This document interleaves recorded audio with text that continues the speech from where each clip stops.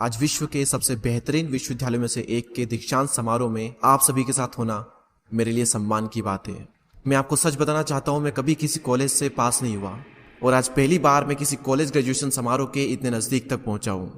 आज मैं आप सभी को अपने जीवन की 3 कहानियां सुनाऊंगा, ज़्यादा नहीं, बस 3 कहानियां। पहली कहानी है डॉट्स कनेक्ट करने के विषय में। रीड कॉलेज में एडमिशन लेने के बाद मैंने 6 महीने के अंदर ही पढ़ाई छोड़ दी थी, लेकिन मैं उसके 18 महीने बाद तक वहाँ किसी तरह आता जाता रहता। तो सवाल यहाँ पर यह आता है कि फिर मैंने कॉलेज क्यों छोड़ा। इसकी शुरुआत मेरे जन्म से पहले की है। मुझे जन्म देने वाली माता एक यंग अविवाहित ग्रेजुएट स्टूडेंट थी और वो चाहती थी कि मुझे कोई गोद ले ले, लेकिन इसी के साथ वो ये भी चाहती थी कि जो भी मुझे गोद ले वो कॉलेज ग्रेजुएट ज़रूर रहे।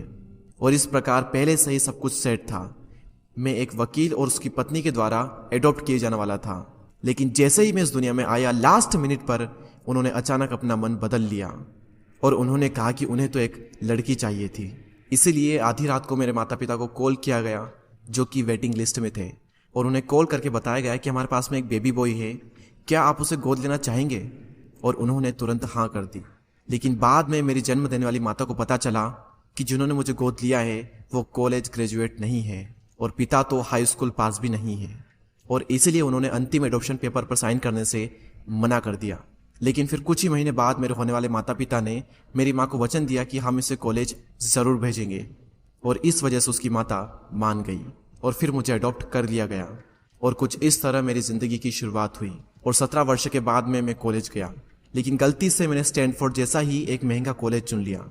मेरे वर्किंग माता पिता की सारी पूंजी पढ़ाई में खर्च होने लगी और 6 महीने बाद मुझे इस पढ़ाई का कोई भी महत्व नहीं दिखाई दे रहा था।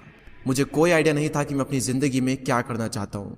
कोई आइडिया नहीं था कि किस तरीके से कॉलेज मेरी मदद करेगा अपनी ज़िंदगी में कुछ करने के लिए। और यहाँ पर मैं अपने माता पिता की जीवन भर की पूंजी पढ़ाई में खर्च करता जा रहा हूँ। और इसीलिए मैंने कॉलेज ड्रॉप आउट करने का डिसीजन लिया और यही सोचा कि जो होगा अच्छा होगा।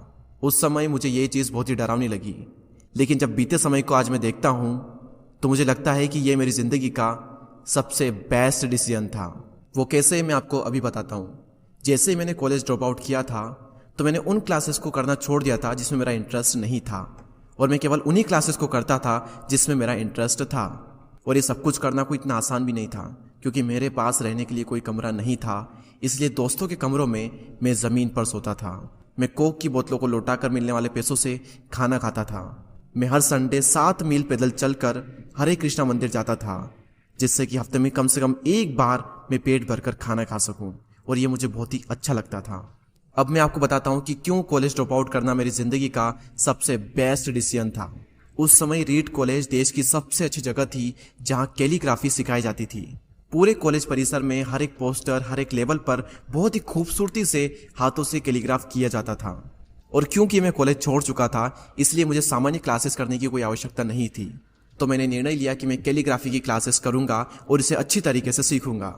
तो मैंने सेरिफ और सैन सेरिफ टाइप फेसेस के बारे में सीखा, अलग अलग अक्षरों के बीच में स्पेस वेरी करना सीखा, और किसी अच्छी टाइपोग्राफी को क्या अच्छा बनाती है यह भी मैंने सीखा। यह सब कुछ बहुत खूबसूरत था, ऐतिहासिक था और इतना आर्टिस्टिक था कि इसे साइंस के द्वारा कैप्चर नहीं किया जा सकता था, और ये सभी मुझे बहुत ही आकर्षक लगता था। उस समय मेरा ऐसा कोई भी विचार नहीं था कि मैं इन चीज़ों का प्रयोग कभी अपने जीवन में करूंगा। लेकिन जब 10 साल बाद हम अपना पहला मैकिंतोश कंप्यूटर बना रहे थे, तब मैंने इसे मैक में डिज़ाइन कर दिया और यह बहुत ही खूबसूरत टाइपोग्राफी वाला विश्व का पहला कंप्यूटर बन गया। अगर मैंने कॉलेज में केवल कैलीग्राफी में प्रवेश नहीं लिया होता तो मैक में कभी भी मल्टीपल टाइप फेसेस या प्रोपोर्शनली स्पेस्ड फॉन्ट्स नहीं होते, और क्योंकि विंडो ने मैक की कॉपी की है तो दुनिया के किसी भी पर्सनल कंप्यूटर में ये सब नहीं होता। अवश्य ही जब मैं कॉलेज में था तो भविष्य को देखकर इन डॉट्स को कनेक्ट करना असंभव था, लेकिन जब 10 साल बाद में बीते समय को देखता हूं तो मुझे सब कुछ क्लियर नजर आता है। आप केवल पीछे देखकर ही डॉट्स को कनेक्ट कर सकते हो। इसीलिए आपको विश्वास करना होगा कि अभी जो भी हो रहा है वो आगे चलकर किसी न किसी तरह से आपके फ्यूचर से कनेक्ट हो जाएगा। आपको किसी न किसी में तो विश्वास करना ही होगा, अपने गट्स में, अपने भाग्य पर, अपने जीवन पर, या फिर अपने कर्मों पर। किसी न किसी चीज पर तो विश्वास करना ही होगा, क्योंकि इस बात में विश्वास रखना कि आगे चलकर डॉट्स कनेक्ट होंगे, ये आपको अपने दिल की आवाज सुनने की हिम्मत देगा। और उस समय भी जब आप बिल्कुल अलग रास्ते पर चल रहे होंगे, और यही बात आपको बाकी लोगों से अलग बनाएगी। तो मेरी पहली कहानी से सबसे बड़ी सीख यही है कि जो हो रहा है वो अच्छे के लिए हो रहा है, और अभी आप जो भी कर रहे हैं वो आगे चलकर आपके किसी न किसी काम जरूर आएगा। आप बस अपने आप में विश्वास रखकर करते जाइए जो कर रहे हैं। मेरी दूसरी कहानी लव और लॉस के विषय में है। मैं बहुत ही सौभाग्यशाली था कि जिससे मैं प्यार करता था वह मुझे जल्द ही मिल गई। वॉज और मैंने अपने पिता के गैराज से एप्पल की शुरुआत की थी जब मैं 20 साल का था, और हमने बहुत मेहनत की और 10 साल में एप्पल कंपनी 2 लोगों से बढ़कर $2 बिलियन और 4000 लोगों की कंपनी हो गई। हमने अभी 1 साल पहले ही मैकिंटोश रिलीज किया और मैं 30 साल का हो गया था और कंपनी ने मुझे निकाल दिया। आप सभी लोग सोच रहे होंगे कि अपनी ही बनाई हुई कंपनी से मुझे कैसे निकाल दिया। जैसे जैसे एप्पल ग्रो करने लगी, हमने एक बुद्धिमान आदमी को हायर किया जिसे मैंने सोचा कि वो मेरे साथ मिलकर कंपनी को आगे बढ़ाएगा।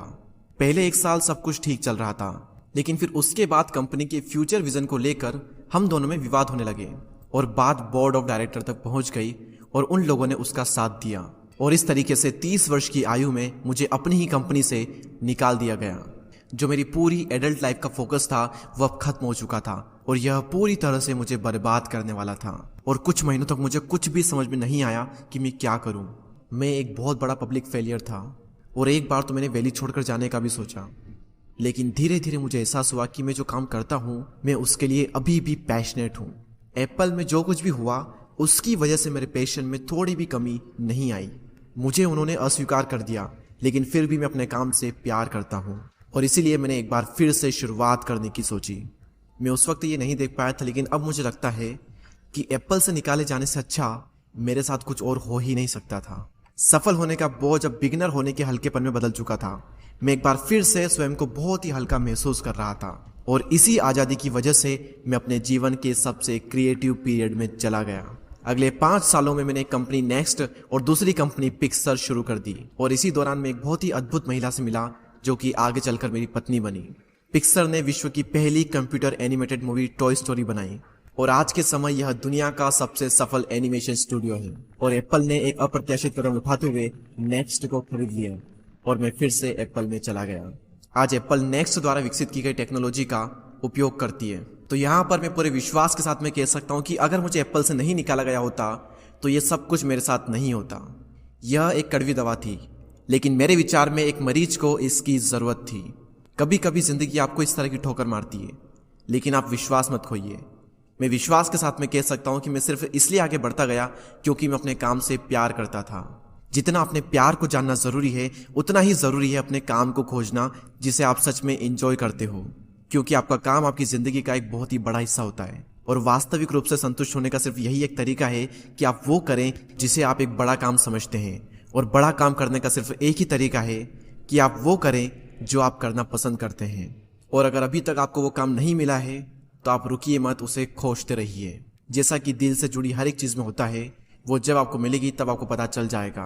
और जैसा कि किसी अच्छे रिलेशनशिप में होता है, वो समय के साथ साथ और भी अच्छी होती जाएगी। इसलिए इसे खोजते रहिए, रुकिए मत। मेरी तीसरी कहानी मृत्यु के बारे में। जब मैं 17 साल का था तो मैंने कोट पढ़ा था, यदि आप हर दिन ऐसे जिएंगे जैसे आपकी जिंदगी का आखिरी दिन है तो आप किसी न किसी दिन सही साबित हो जाएंगे। और इसने मेरे दिमाग पर एक बहुत ही बड़ी छाप छोड़ दी। और तब से पिछले 33 सालों से मैं हर सुबह उठकर शीशे में देखता हूं और खुद से एक सवाल करता हूं कि अगर आज का दिन मेरी जिंदगी का आखिरी दिन होता तो क्या मैं आज वो करता जो मैं करने वाला हूं। और अगर इसका आंसर ना होता है तो मैं समझ जाता हूं कि कुछ न कुछ बदलने की जरूरत है। इस बात को याद रखना कि एक दिन मरना है किसी भी चीज के खोने के डर को दूर करने का सबसे अच्छा तरीका है। आप पहले से ही नंगे हैं, ऐसा कोई भी कारण नहीं है कि आप अपने दिल की ना सुने। करीब 1 साल पहले ही मुझे पता चला कि मुझे कैंसर है। सुबह 7:30 बजे मेरा स्कैन हुआ और उसमें साफ दिखाई दे रहा था कि मेरे पेनक्रियाज में ट्यूमर है। और सच कहूं तो मुझे तो ये भी नहीं पता था कि पेनक्रियाज होता क्या है।